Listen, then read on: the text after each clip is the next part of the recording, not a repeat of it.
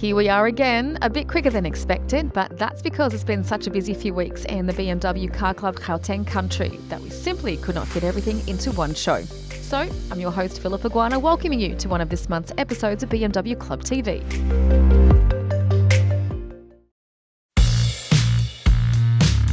Our first stop, Kart.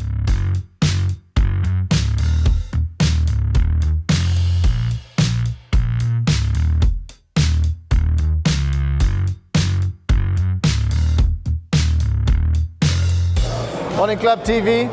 It's cold outside, but it's hot in here. We've got our second go-karting at Kart in Eastgate, but this time we are going a bit in the opposite direction. We're doing a Red Star special. So just to give the guys a bit of a different feel for the track, we're going to go in the opposite way. And yeah, we've got about 50 plus racers that are joining us here today. We're going to have a blast. And yeah, if you're not here, you missed out. We don't know when we're going to do it again. So next time, make sure that you're here. Yes, it was due to popular demand that we arranged a second social karting endurance event for the year, and to add a twist, Kart set up the circuit in reverse for us.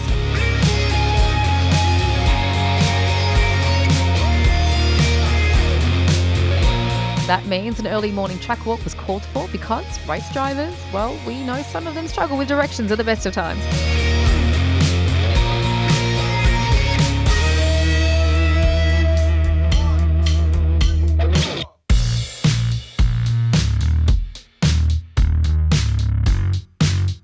After that, driver's briefing, and Colin did say that a megaphone is now added to his Christmas wish list. After that, gearing up, karting up, and getting ready to start the 2-hour race.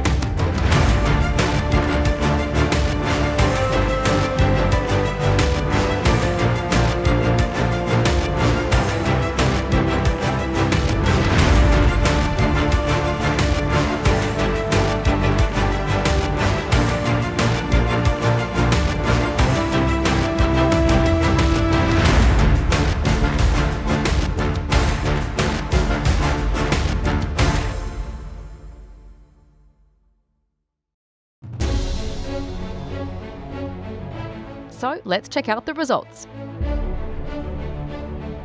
A dominant win for GG Racing over SAES, who narrowly beat the Sodi Pro team.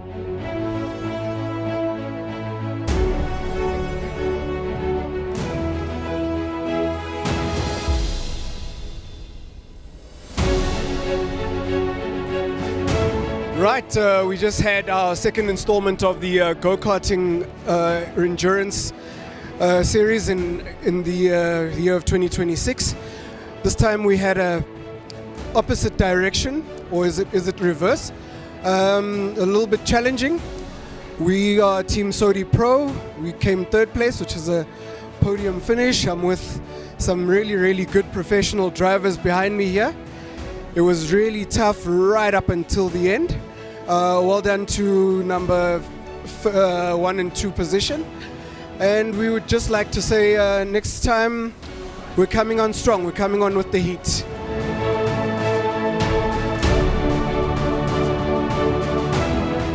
It was a really awesome day here today. We're really looking forward to the next race. We definitely need to come back and fight for the title for P1. Yeah, we had a good outing today. It was quite a lot of fun. I'm going to have to get a physio's number because my back is quite sore carrying these guys today. We would just like to thank Alim Diversity Engines, Home of Engines, Aldi Operatoria, for sponsoring us today, and obviously thanks for BMW Car Club for arranging it, and looking forward to the next round.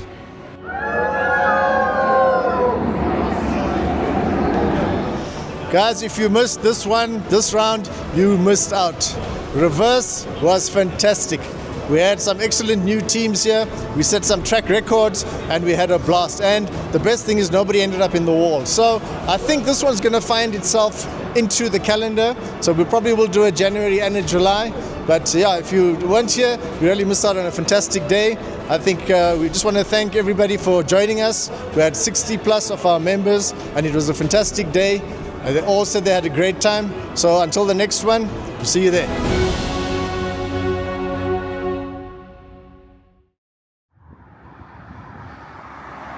Destination Dullstroom.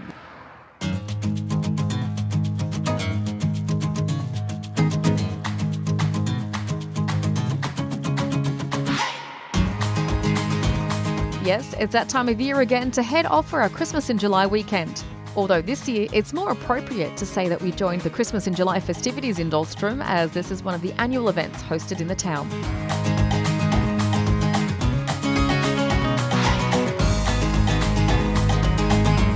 Ho, ho, ho. Now, about Dullstroom, apart from being, as the locals call it, a well-established drinking village with a bit of a fishing problem.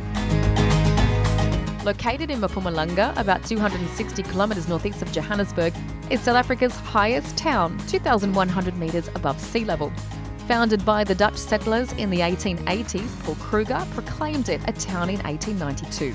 The name Dullstroom is a reference to Vulturus Dull, who headed the settlement initiatives, as well as the Afrikaans word for stream, reflecting the abundance of water in the area.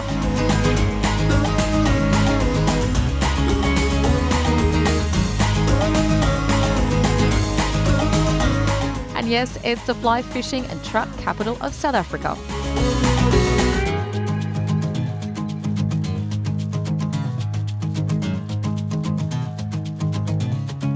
Of course, it didn't take our members long to find the nearest bar.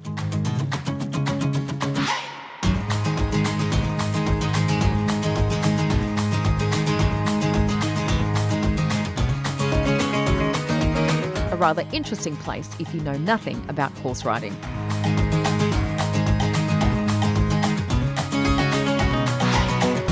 Time to check out our accommodation for the weekend, Critchley Hackle Lodge and Spa.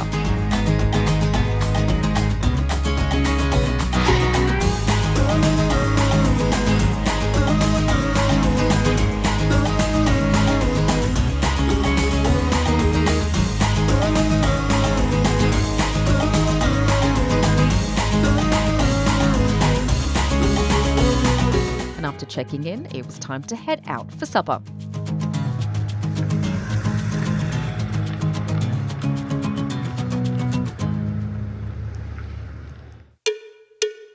Which somehow ended up with us returning to another section of Coachman's, the bar we visited earlier. In fact, they have 4 different sections, catering for various types of social engagements. Our choice was the inside bar and restaurant with its own fireplace.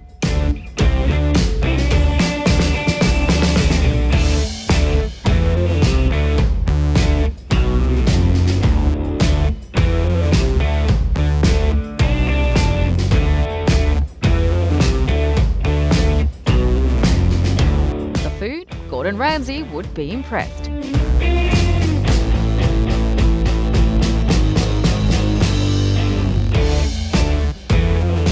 After supper, we went back to the other bar, and that's where things went a bit south. wat ek doen is bietjie up. 10 gram spring van die dak af. We stopped Ray in time from going all Jack Parrow on you, but we did dare him to take one for the club and take part in a bit of Friday night karaoke. You know, just for all those times he puts a mic in someone's face. Alright, Reinhard, waarom is jy reg? Ek wil net hier sê, Reinhard is van die Gauteng BMW Club. En hy gaan vir 'n Metallica song doen. Hy is blijkbaar die beste stripper in die wêreld.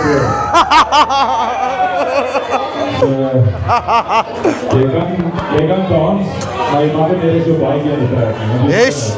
En ek dink dis jou keer. And finally, they're getting me onto a show that I produce. New blood joins the serve, and quickly he's subdued. Through constant pain, disgrace, the young boy learns their roles. When I felt what I've known, never shine through what I've shown. Never be, never see, won't see what might have been. What I felt, what I've known, never shine through what I've shown. Never free, never me, so I dub the unforgiven.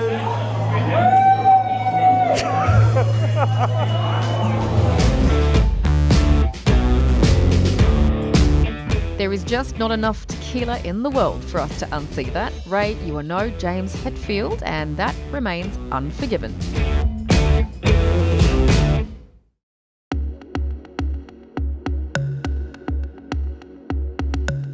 We just had to get up early on Saturday to share this view.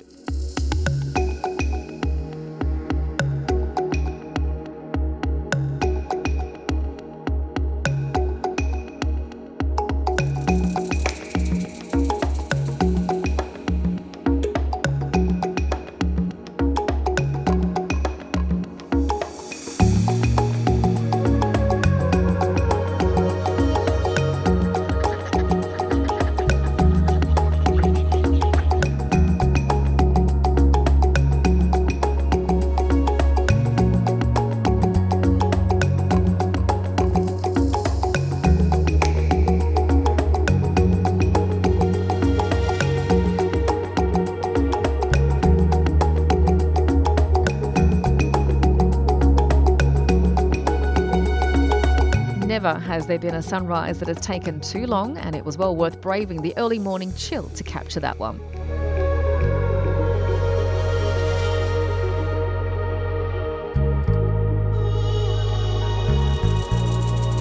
A quick trip across the road after that for coffee? Nope, we didn't shed all of our city habits yet.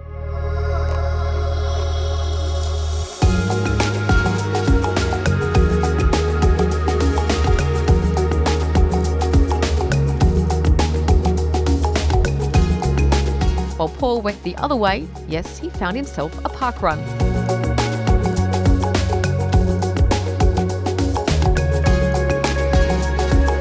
Now, usually at park runs, they ask how many visitors there are. In Dullstroom, it seems like locals are the standouts. Paul didn't disappoint, 14th overall and the winner in his age group.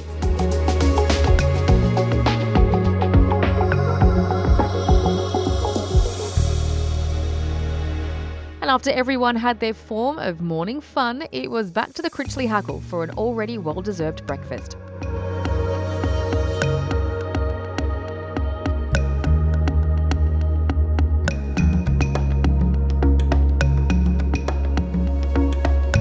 Yes, the on-site restaurant has quite a good menu and somewhat unhealthy quantity of Billy's health breakfast.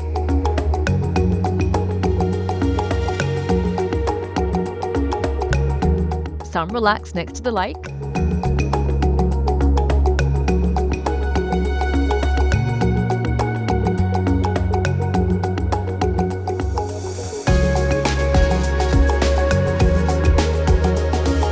Some attempted fishing.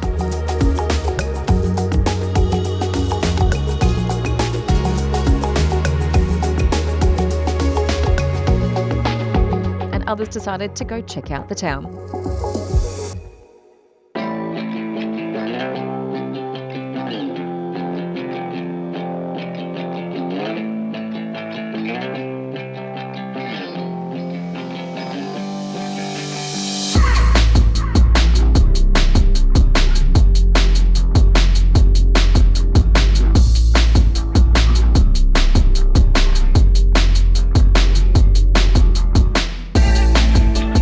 Yes, you can find all sorts of things to buy, from clothes to souvenirs.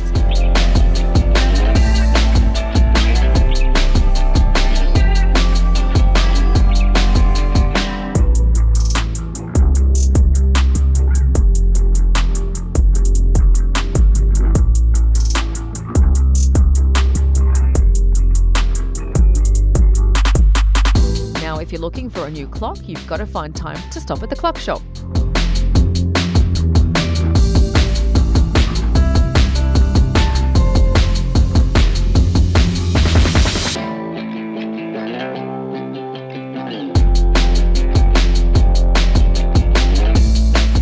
Clearly, a word of advice: don't leave your kids unattended here.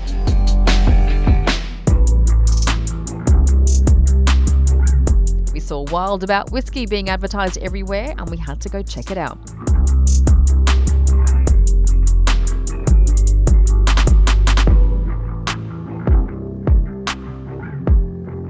All that walking left us a bit hungry at about the time we found Harry's Pancakes and the milkshake shop to wash that down.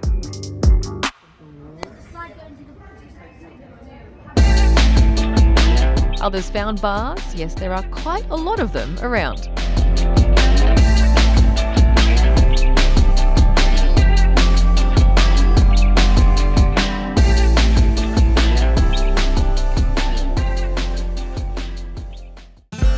Dullstroom also has South Africa's highest train station, and that was our next stop.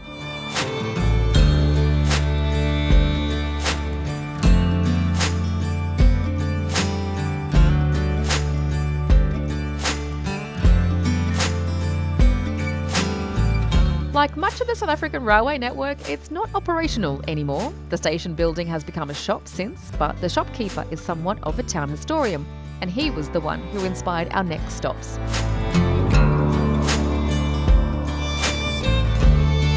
The first being the iconic stone church, built by the early settlers and almost completely destroyed during the Second Anglo-Boer War. Reconstructed in 1905 by the community, it also served as the town's first school, and today is still used for services and weddings.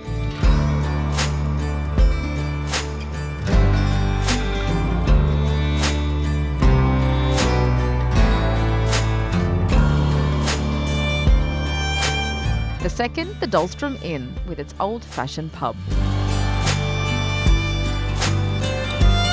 Now, apart from Paul and Ray finding more cold beer, we also found a bit of history right there.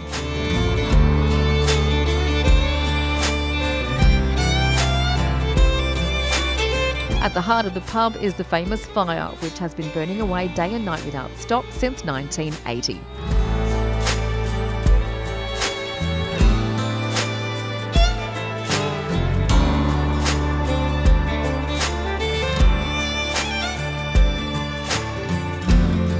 And then there's this trivia. Vernon Kruger set the Guinness World Record for pulse sitting in a barrel for 67 days and 14 minutes in Dullstroom. Oh, and he improved that to 79 days in 2020.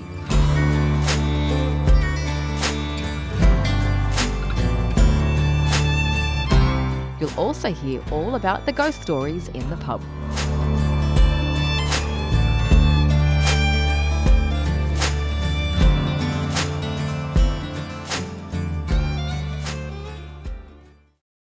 However, the reason we came to Dullstroom.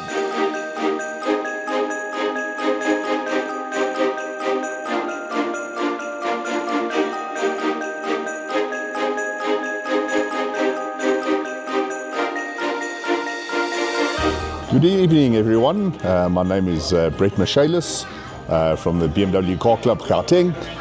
We're celebrating our annual Christmas in July at Dullstroom, in Dullstroom this year. We're staying at Critchley Hackle Lodge, which is a lovely resort. Very impressed with with the resort and its, the amenities and everything that it has for us. Tonight we at the Vine Restaurant, celebrating our Christmas in July, where we've got the family here from the BMW Car Club, our members, and we're handing out gifts to all the members, the kiddies and the adults, the whole of Dullstroom, actually, the whole of July has been celebrating the Christmassy theme, and it's wonderful. I mean, we couldn't have chosen a better place than Dullstroom for this occasion this year. Last year we had it at Champagne Castle in the Drakensberg. That was also very nice, this is something different, and it's been wonderful. The company's been amazing, and we're looking forward to a lovely evening tonight, as I said, celebrating our annual Christmas in July.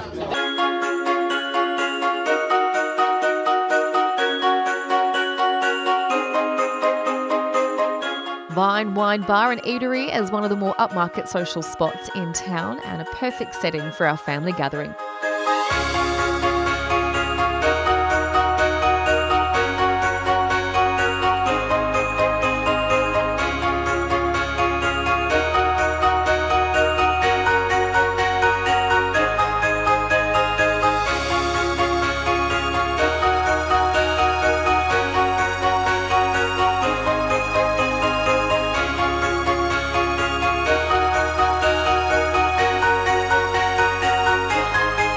And it got even better when our members and their families arrived.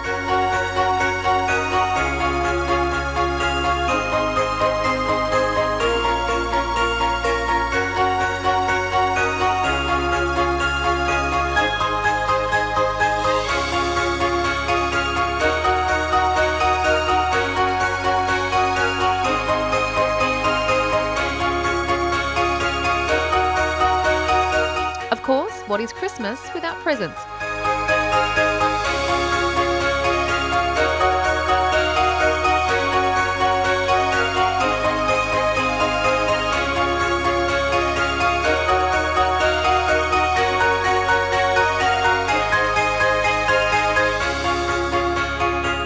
Blood defines relatives, not family. Family is defined by evenings like these of laughs, good food and memorable moments. Yes, when you join the BMW Car Club Gauteng, you and your family become part of our family.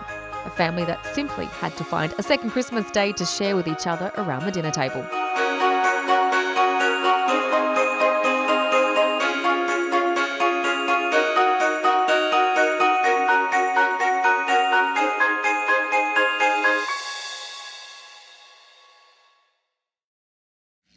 Sadly, all good things must come to an end, and so too our weekend in Dullstroom.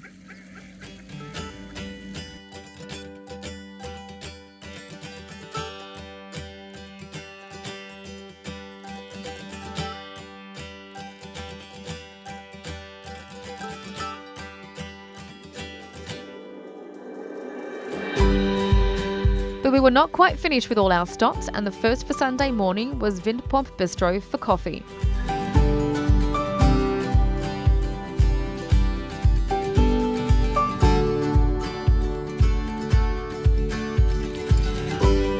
We spotted the waffle shop on our Saturday walk and picked that for Sunday's breakfast.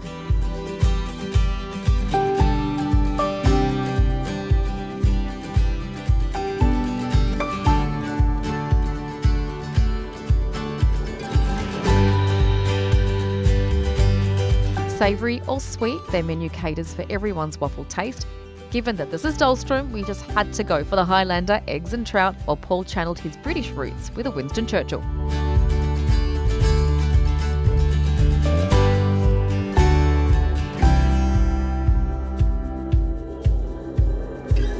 And where better to pick up some trout pies to take home than Millie's Trout Stall.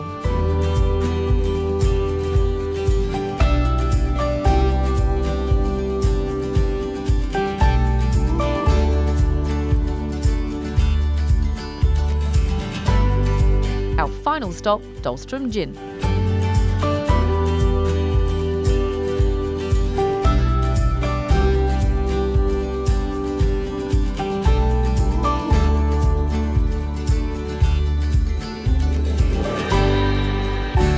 Yes, Dullstroom indeed has an underground, and that's where you'll find this craft gin shop. We, of course, just had to try their coffee gin.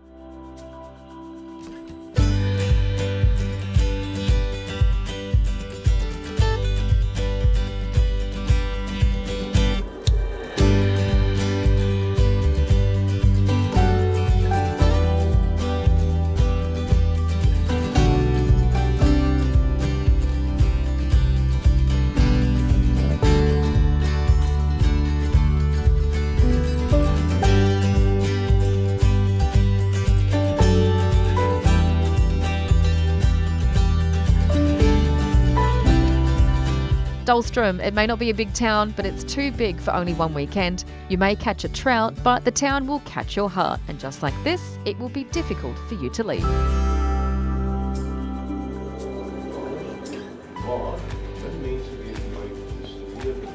Guys, this reminds me of something. Yes, a quick stop at Coachman's before we hit the road, because when Ray dropped his name at the karaoke, he picked something up that he had to take back. Almost forgot to bring it back. To an awesome weekend in Dullstroom. Oh, shot.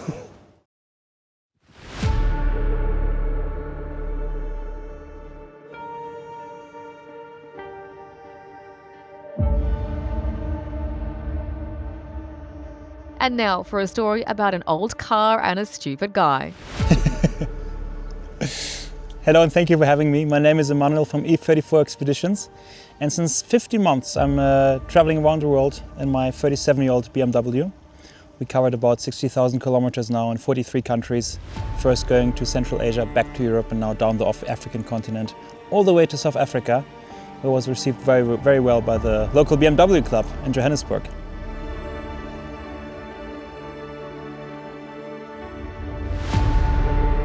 They've become quite the internet phenomenon on YouTube and Instagram throughout this journey. Car travels in Lesotho changed Emanuel's schedule a bit, but allowed us to spend more time with him while our friends at TuneTech sorted Theodore out.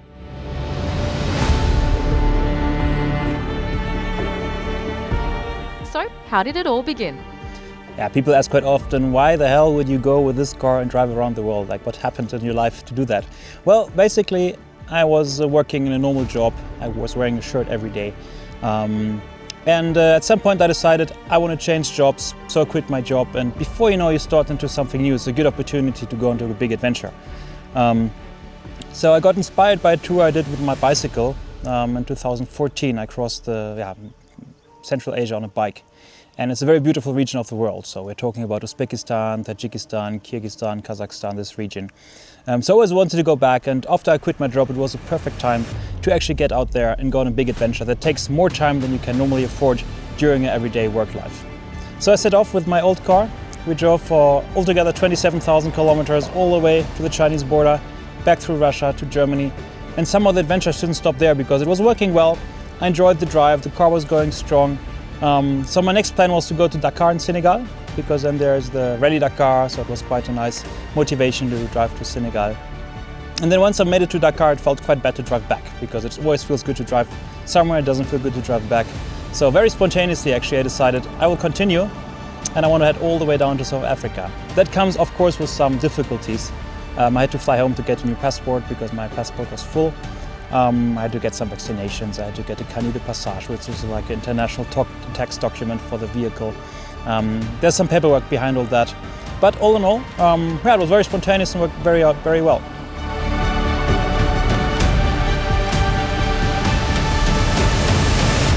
Of course, this car is absolutely not the typical car you meet when crossing the continent. You see many Toyotas, many Defenders. That's what most people go for. And me, with my old BMW, we stand out. But I don't think it's a bad idea to take an old limousine, because this car is simple, sturdy technology. I own it for many years. It's the first car I ever bought. I bought it in 2018. I restored it myself. So it was in a very good technical condition when we left. And that's exactly what you need. You need a simple car that you know well, which you can trust, because there are not many things that can break in first place on this vehicle. And the ones that could break were fixed already before, because I owned the car for a while. So of course it does come with some limitations. I don't have a four-wheel drive. It was a bit lower before I started. That's one of the two modifications I made. I lifted the car a bit because ride height is freedom. And I added a steel sump guard underneath the engine just to be sure that I don't destroy my sump when going off-road. But apart of that, it's all stock. And it works well, even only rear-wheel drive, no limited SIP differential. I didn't have traction issues almost all of the time. I think soft sand is kind of my worst enemy here, but actually, normally, you drive tarmac roads, even the big 4x4s that cross the continent, 90% of the time they're on tarmac. Probably pretty bad tarmac in between, but you don't need a 4x4 to cross the continent.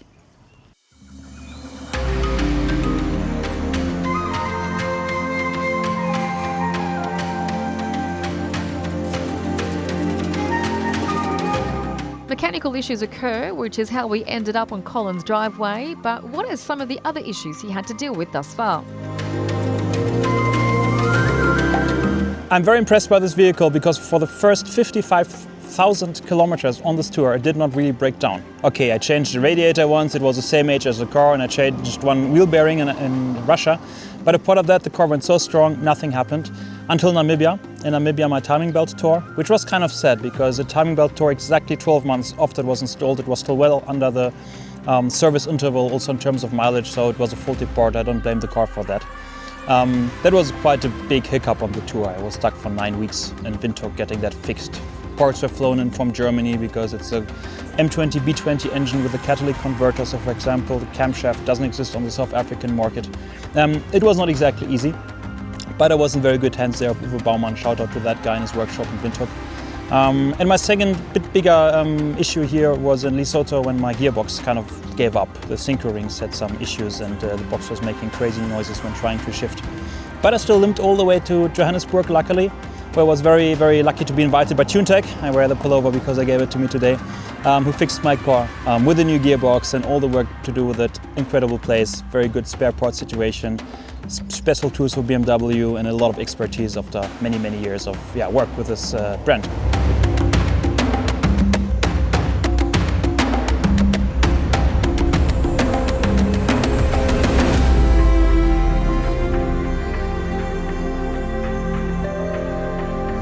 Crossing Africa is a whole story for its own.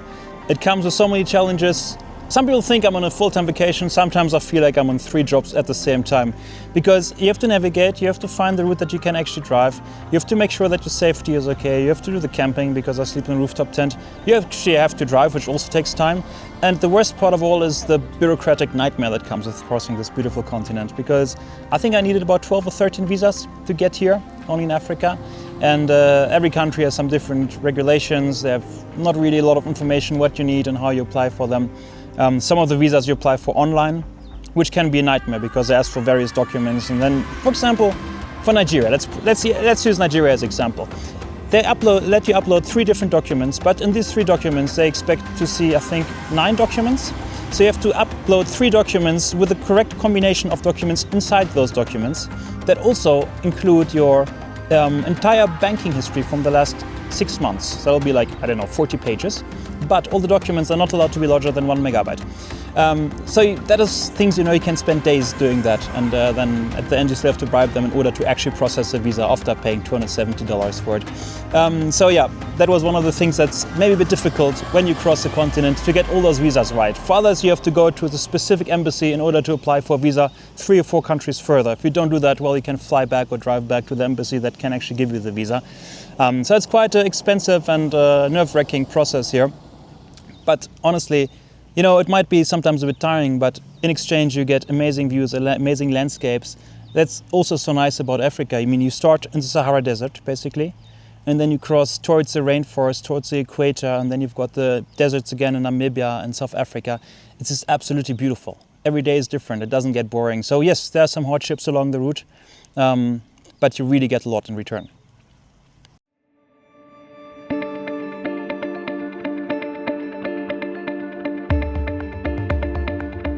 From driving roads rarely travelled to camping in the desert, this trip has a lot of interesting stories. So on such a tour you always have amazing experiences along the way, and one thing that I really want to shout out to is the BMW community all over the world. I'm not only talking about South Africa, where it's really strong and present, but I'm also talking about countries like Kazakhstan, for example, about Russia, about many countries on the European continent, about the crazy, amazing people I met in Nigeria and in Ghana that welcomed me with open arms and made sure that Theodor and I felt like, yeah, the absolute special guest in their country, in their capital, wherever we met up. And I think that makes BMW quite special, because I don't think there's any other brand in the world that has such a strong community everywhere around. Like some other brands might be strong in certain countries, but this global approach that I was allowed to meet all over the place, that was very, very special.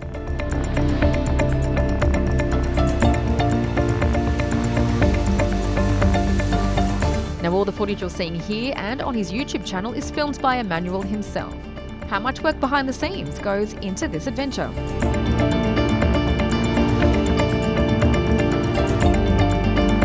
The days on this journey tend to be very full because, as I mentioned before, there are many things you have to do. There are the visas, there's the traveling, but then also I try to share this journey with as many of you as possible, because I want to share it to show people, that you can do it and that you don't need the super expensive overlanding machine, and that you can just, take yourself the time and enjoy some freedom, but it comes at the cost of time.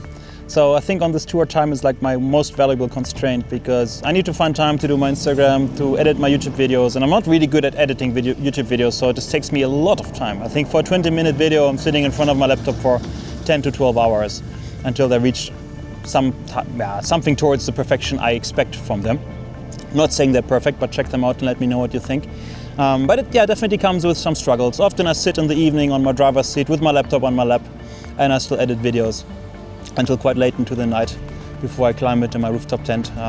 That's definitely part of the game if you travel for so long, because I'm always on the road. I always have to find some time for these things during the trip. It's not like I travel and then I'm home and I have time to process it, to edit, to do all these things. No, I have to somehow incorporate that in the journey. You've seen Emanuel camping on his rooftop tent. Is that where he sleeps every night?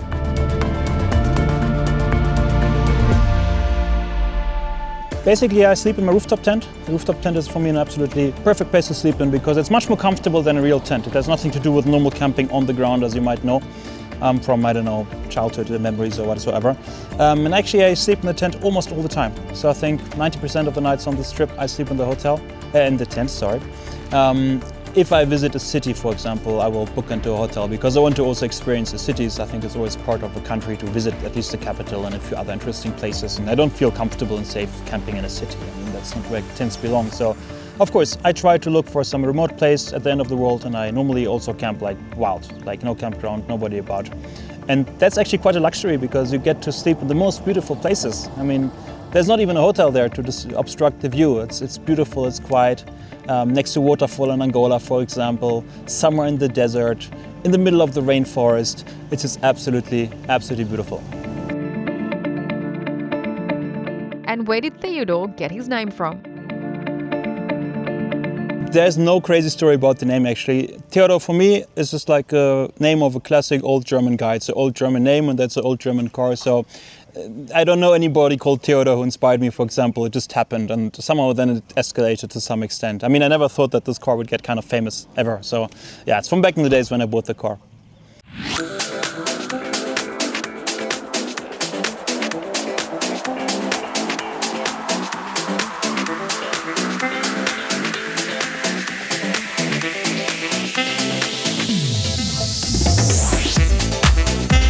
His time in South Africa has certainly been enjoyable, meeting up with various car club members and their families. And with our I2 BMW Car Club Gauteng Concours d'Elegance coming up. So I'm here with Colin from the local BMW club, and we're at a special location in front of a beautiful villa. And Colin, tell us about this place. Why are we here?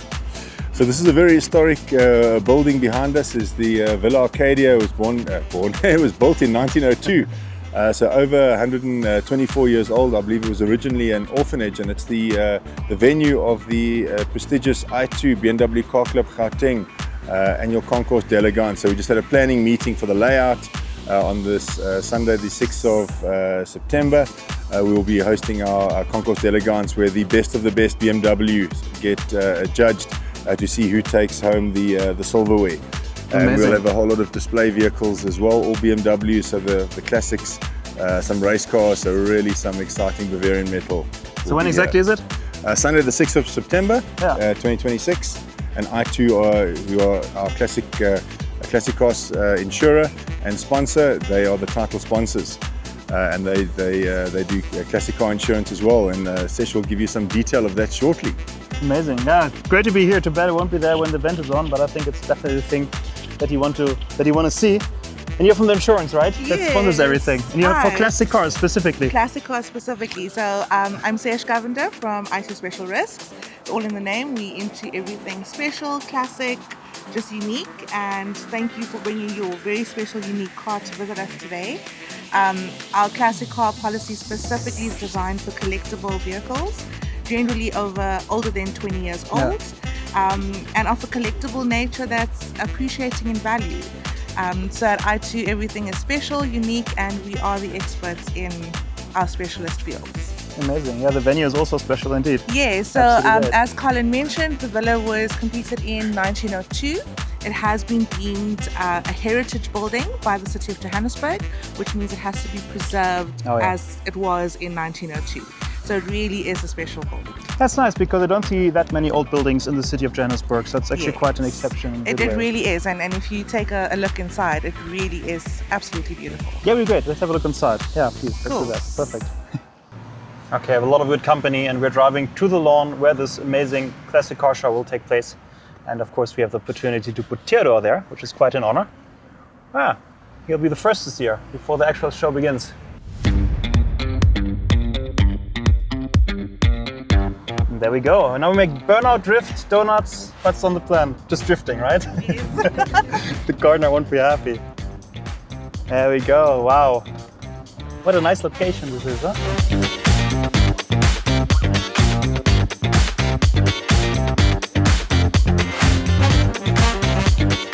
Okay, and here we are. It's one of the most premium locations in Johannesburg. And showed us right there overlooking the city. What a nice view this is indeed. Later, Colin thought it was a good idea for us to join him in taking the dogs for a walk, although this does look more like Colin wanting an audience for his RC car playtime.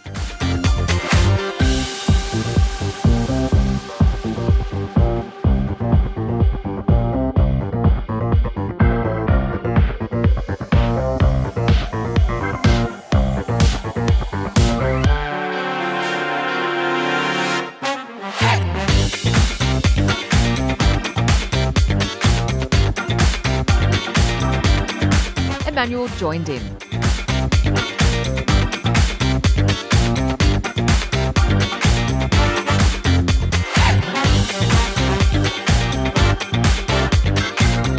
But what advice would he give to anyone wanting to undertake a journey like this? Okay, if people ask me for 3 tips what to do in order to do such an adventure or what not to do, I think the first thing I can tell you is just go for it, because the perfect timing will never come. Second thing is less is more. I'm driving an old car that I bought for 650 euros, well, quite a few years back. Maybe now it's worth a little bit more, but still, it's not an expensive rig I'm using. And I'm having, I think, more fun than most other people I met who have way more expensive equipment, so you don't need a lot for that. Third thing is, don't plan too much, because especially when you cross Africa, always something happens. Africa happens, I put it this way. So if you plan too much, you'll be chasing your plan and not the adventure too much. So what I do and what I can only recommend to everybody is just try to have like a general direction where you want to go, and then see what happens every day. Because if you have like a tight schedule you want to follow, you'll be just chasing the plan, you won't enjoy the journey.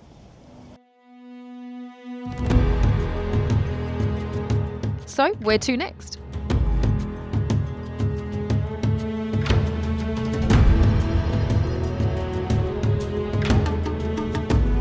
Yeah, so I really enjoy South Africa. I got stuck a little bit here because it's just full of amazing people. I might have had some gearbox issues, as I mentioned before. But of course the journey continues. I mean, many people think I crossed the continent, I ship my car back home. That's what most people do, but that's too boring. I always want to maximize the driving and minimize the shipping here. So the plan is now to head towards Botswana, followed by Zambia, the Victoria Falls, and then Malawi, Tanzania, Kenya. And after that I'm shipping from Kenya to Oman in the beginning of September. And then I want to explore the Middle East. So many adventures coming up. Also again on a new continent with completely new surroundings. I think Theodor and we are very excited about that.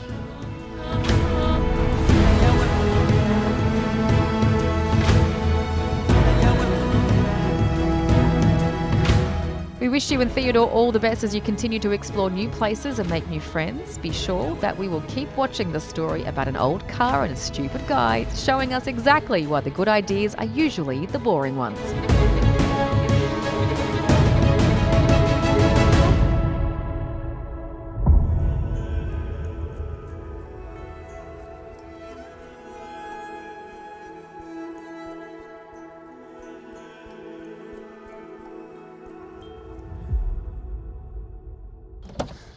And one last thing, a big shout out to the community here. Big shout out to Marek, who hosted me, to Colin, who's hosting me right now, and just to the entire BMW community here that is reaching out to me, that is inviting me to amazing places and showing me this amazing city we're in right now. Thank you guys.